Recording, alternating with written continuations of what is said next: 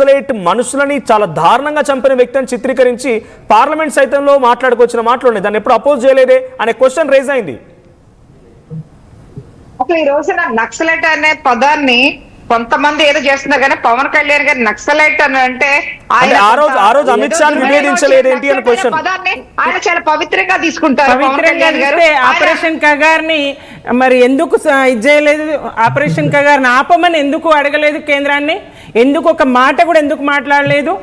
ఆ హింసాకాండాన్ని ఆపండి, ఆ నరమేధాన్ని ఆపండి, ఆ నెత్తుటేర్లు పారుతున్నాయి అడవుల్లో ఆపండి అని ఎందుకు చెప్పలేదు? కేసీఆర్ గారు చెప్పిండ్రు, తీర్మానం చేసినాం మేము బహిరంగ సభలో. మరి పవన్ కళ్యాణ్ గారు ఎందుకు చెప్పలేరండి? ఏ పునాదుల మీద పార్టీని ఏర్పాటు చేసినా అని చెప్పిండ్రు. చెగువేరా అనే, భగత్ సింగ్ అనే పార్టీ ఆవిర్భావం నాడు అవి ఫోటోలు పెట్టే. ఇప్పుడు ఏమండి, ఇప్పుడు ఇవాళ ఏ తెలంగాణ తల్లిని మీరు అక్కడ పెట్టిండ్రు? ఏ ప్రజలు ఉద్యమ కాలంలో ఏ తెలంగాణ తల్లిని అయితే ఆరాధించిరో, బతుకమ్మ చేతిలో పట్టుకున్నటువంటి తెలంగాణ తల్లి ఏదండి? మీరు ఇవాళ ఎక్కడి తెలంగాణ తల్లిని మీరు ఇక్కడ పెట్టింది? ఇవాళ తెలంగాణ తల్లి, ఏ తెలంగాణ తల్లికి మీరు ఇది చేసిండ్రు? రంగులు మార్చడం అంటే ఇదే కదా.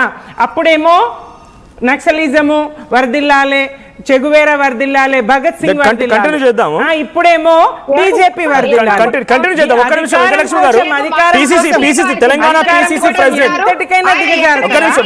తెలంగాణ పిసిసి ప్రెసిడెంట్ మహేష్ కుమార్ గౌడ్ కూడా ఇప్పుడు పవన్ కళ్యాణ్ పార్టీ ఆవిర్భావం పైన ఇక్కడ కార్యాలయం పైన ఒకసారి మాట్లాడుకొచ్చారు. మహేష్ కుమార్ గౌడ్ ఏమంటారంటే పవన్ కళ్యాణ్ కాదు కమల్ కళ్యాణ్ అంటున్నారు. ఒకసారి మహేష్ కుమార్ గౌడ్ ఏం మాట్లాడారో చూద్దాం. ఇంకే కమలాలు వచ్చినా, కమల కళ్యాణ్లు వచ్చినా మాకేం బాధ లేదు. ఇవన్నీ కూడా కమల పువ్వుకి రెక్కలు. కమల పువ్వుకి చాలా రెక్కలు ఉంటాయి, అందులో ఒక రెక్క పవన్ కళ్యాణ్. ఎవరితో ఎవరికి ప్రాబ్లం ఉందనేది మాకు అప్రస్తుతము. ఈ రాష్ట్రంలో కాంగ్రెస్ పార్టీ, కాంగ్రెస్ ప్రభుత్వము, రేవంత్ రెడ్డి ముఖ్యమంత్రిగా, బట్టి విక్రమార్క ఉప ముఖ్యమంత్రిగా, మా క్యాబినెట్ మంత్రులు ప్రజలకు ఇచ్చినటువంటి వాగ్దానాలన్నీ కూడా పూరిసి పవన్ కళ్యాణ్ ని కమల్ కళ్యాణ్, కమలం పువ్వుకి చాలా రెక్కలు ఉంటాయి, ఆ రెక్కల్లో పవన్ కళ్యాణ్ రెక్క అంటూ పిసిసి అధ్యక్షుడు మహేష్ కుమార్ గౌడ్ మాట్లాడుకొచ్చారు. సో కాంగ్రెస్ నేత చరణ్ కౌశిక్ ఉన్నారు. చరణ్ కౌశిక్ గారు, తెలంగాణలో జనసేన పార్టీ కార్యాలయం ఏర్పాటు చేసుకుంది. మన ప్రెస్ మీట్, అంతకుముందు ఆంధ్ర తెలంగాణ ఈ ఇష్యూ కానీ ఓ నెల రోజుల పాటుగా మొత్తం ఇదే నడుస్తోంది. సో కాంగ్రెస్ పార్టీకి సంబంధించినటువంటి మంత్రి పొన్నం ప్రభాకర్ మినహా ఏ ఒక్కరు పెద్దగా స్పందించినట్లే ఇప్పుడు మహేష్ కుమార్ కూడా మాట్లాడుకొచ్చారు. సోషల్ మీడియాలో ఒక రాద్దంతా నడుస్తుంది, మహిళలకు బెదిరింపులు. ఇందాక నేను వెంకటలక్ష్మి గారితో అదే రేజ్ చేశాను. అబ్యూజివ్ వర్డ్స్ చాలా దారుణంగా. ఇందాక సుమిత్ర గారు కూడా చూపించాను, ఒక అమ్మాయిని మార్ఫింగ్ ఫోటో చేసి సోషల్ మీడియాలో హల్చల్ చేస్తున్నారు, మహిళల్ని చాలా దారుణంగా మాట్లాడుతున్నారు. అన్నిటికీ నాకు కామన్గా చూసేది, మరి ఎవరు చేస్తున్నారో ఏం పనో తెలియదు కానీ పవన్ కళ్యాణ్ ఫోటో ఉంటుంది, జనసేన పార్టీ సంబంధించిన ఒక పోస్టరో ఏదో కనబడుతుంది అలా ప్రొఫైల్స్లో చూస్తే. సో అధికార పార్టీగా మీ రియాక్షన్ ఏంటి పార్టీ కార్యాలయం విషయం గురించి కానీ ఈ జరుగుతున్న ఈ కాన్ఫ్లిక్ట్స్ గురించి? అంటే పవన్ కళ్యాణ్ గారికి సంబంధించి గతంలో గద్దర్ గారికి సంబంధించి నంది అవార్డులో కాంగ్రెస్ పార్టీ గద్దర్ గారి పేరు మీద ఇచ్చినాం. అయితే పద్మశ్రీకి సంబంధించినటువంటి అవార్డుల విషయంలో గద్దర్ గారు కావచ్చు, సుక్కరామయ్య గారు కావచ్చు, తర్వాత గోరెంకన్న గారికి ఇవ్వాలని చెప్పేసి కాంగ్రెస్ పార్టీ కోరింది. రేవంత్ రెడ్డి గారు కోరినప్పుడు భారతీయ జనతా పార్టీ తీవ్రమైన విమర్శలు చేశారు. గద్దర్ గారి నేపథ్యం గురించి కావచ్చు, గద్దర్ గారు నక్సలైటు, అర్బన్ నక్సలైట్ అని చెప్పేసి పెద్ద ఎత్తున విమర్శలు చేశారు. ఆ సందర్భంగా ముఖ్యమంత్రి గారు కూడా ఇంకొక ఎక్కువ మాట్లాడితే బీజేపీ ఆఫీస్ ఉన్న వీధికి గద్దర్ గారు పేరు పెడతామని చెప్పేసి అన్న సందర్భంలో మనం చూసినాం.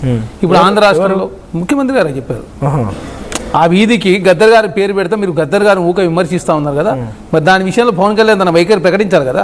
ఎందుకంటే ఆంధ్ర రాష్ట్రంలో ఎన్డీఏలో ఉన్నాడు పవన్ కళ్యాణ్ గారు. ఆ వ్యాఖ్యలు వారు సమర్థిస్తారా, వ్యతిరేకిస్తారా? రెండు, తెలంగాణ రాష్ట్రానికి సంబంధించినటువంటి చాలా అంశాలు, ఎందుకంటే కృష్ణా జలాలే కాదు, గోదావరి జలాలే కాదు, భద్రాచలానికి సంబంధించిన 6 మండలాలు పోయినప్పుడు 5 విలేజ్ కావాలని చెప్పి తెలంగాణ రాష్ట్రానికి సంబంధించి, ఎందుకంటే డంపింగ్ యార్డ్ కోసం అడిగినాం మనం. అదేగాక కృష్ణా జలాల్లో వాళ్ళ వైఖరి, గోదావరి జలాల్లో వాళ్ళ వైఖరి, పోలవరం సంబంధించి 30 గ్రామాలు తెలంగాణకు ఇంకా. తర్వాత అదే కాకుండా గద్దర్ గారికి సంబంధించినటువంటి తెలంగాణ రాష్ట్రానికి సంబంధించి అర్బన్ నక్సలైట్ ముద్ర వేసింది భారతీయ జనతా పార్టీ. మరి భారతీయ జనతా పార్టీ అర్బన్ నక్సలైట్ ముద్ర వేసినప్పుడు మరి వారు ఆ వ్యాఖ్యలను సమర్థిస్తాడా లేదా? సమర్థిస్తేనేమో ఆ పార్టీలో ఉండడు, సమర్థించకపోతే బయటకు వస్తారు కదా. ఎన్డీఏలో ఉండి నేను భారతీయ జనతా పార్టీ తెలంగాణ రాష్ట్రంలో పుత్తు పెట్టుకున్నట్టు కుదరదు. తెలంగాణ రాష్ట్రంలో తన వైఖరిని ప్రకటించాల్సిన అవసరం ఉంటుంది. అదే కాకుండా గద్దర్ గారి అంశం విషయంలో బీఆర్ఎస్ పార్టీ ఆనాడు 3 గంటల పాటు ఎండల ప్రగతి భవన్లో రాకుండా 3 గంటల బయట కూర్చోబెట్టారు.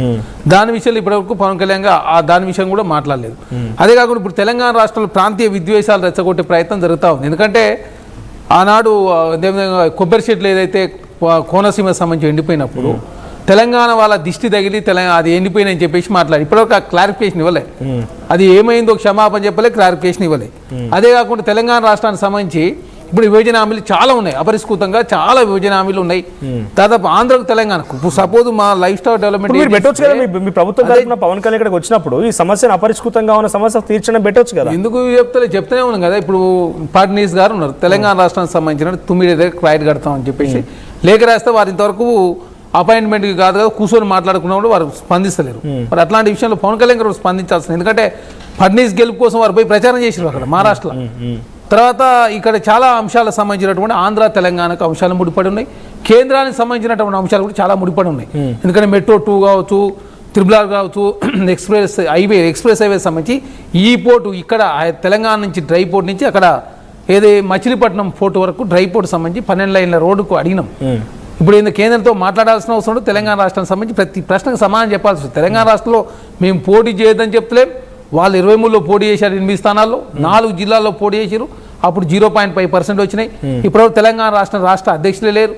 ఇప్పుడు తెలంగాణ రాష్ట్ర కార్యాలయం లేదు సార్, తెలంగాణ రాష్ట్ర కార్యాలయం మీరే. శంకర్ గౌడ్ ఎవరు తెలంగాణ రాష్ట్ర విజువల్ ఒకసారి ఓపెన్ చేయి. ఆ సీట్లు ఎవరు కూర్చోబెట్టారు మీరు చెప్పండి. పీసీఆర్ ప్లే చేయండి. పవన్ కళ్యాణ్ కూర్చున్నారు, నేను చూసాను. మరి పవన్ కళ్యాణ్ కూర్చుంటాడన్నా తెలంగాణ రాష్ట్రానికి శాఖ ఓపెనింగ్ విజువల్ ఆ సీట్ లో పవన్ కళ్యాణ్ కూర్చోడం ఒకసారి విజువల్ అంటే ప్లే చేయండి. Yes exactly. ఎవరు కూర్చుంటారు మీరు చెప్పండి. ఆయన జాతీయ అధ్యక్షుడు, తెలంగాణ రాష్ట్ర వ్యవహారానికి ఇన్ఛార్జి శంకర్ గౌడ్ గారు కూర్చుంటారా మీరు కూర్చుంటారా? మరి అంటే మీరు ఒక సిస్టమ్ అది తెలంగాణ రాష్ట్ర కార్యాలయమా లేకపోతే ఆంధ్ర ప్రాంతానికి సంబంధించిన కార్యాలయం నాకు అర్థం కాదు. పవన్ కళ్యాణ్ గారు అది ఎవరిదైతే అన్నా రూల్ ఈజ్ రూల్ కదా. ఇప్పుడు వారికి సంబంధించినటువంటి ఇప్పుడు తెలంగాణ రాష్ట్ర కార్యాలయం అంటివి, అది జాతీయ కార్యాలయం అయితే మీరు కూర్చుంటే మాకు అభ్యంతరం లేదు. తెలంగాణలో కూర్చుంటారా మీరు కూర్చుంటారా? అంటే ఇప్పుడు ప్రాంతీయ విద్వేషాలు రెచ్చగొట్టే ప్రయత్నం ఇప్పుడు వాస్తవమే కదా. భారతీయ జనతా పార్టీకి కమలం పువ్వుకు రకరకాల లేయర్స్ ఉన్నట్టు భారతీయ జనతా అరే కుర్చీలు తెలంగాణ రాష్ట్ర కార్యాలయం అంటివి మీరు కూర్చుంటేంటండి నాకు అర్థం. ఆయన కూర్చోబెట్టాలి. కేసీఆర్ గారు గతంలో కలెక్టర్ కార్యాలయాలు ఓపెనింగ్ కు పోయినప్పుడు ఆ కలెక్టర్ గారిని కూర్చోబెట్టి కలెక్టర్ ఆఫీసర్ కలెక్టర్ కూర్చుంటాడా? ఆయన కూర్చుంటాడు నాకు అర్థం కాదు. ఆయన కూర్చుంటే పక్కన కూర్చున్నారు. దట్ ఈస్ రెస్పెక్ట్ కదా. అది అంటే మీరు తెలంగాణ రాష్ట్ర అధ్యక్షుని గౌరవించకుండా శంకర్ గౌడ్ 8 సంవత్సరాల కాలం పాటు ఇన్ఛార్జ్ ఉన్నాడు బాబు. ఆయన తాండూరు నుంచి కూడా పోటీ చేశాడు.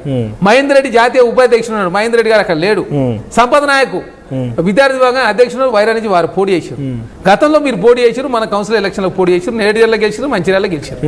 మళ్ళీ వచ్చి విద్వేషాలు రెచ్చగొట్టే ప్రయత్నం గదరన్న అవమానించి మీరు విధంగా మాట్లాడు. గదరన్నకు సంబంధించి చాలా మంది సాయం చేస్తారు. ఇవ్వమంటున్నారు ఆయన కాదు గదర్ గారు ఈ కార్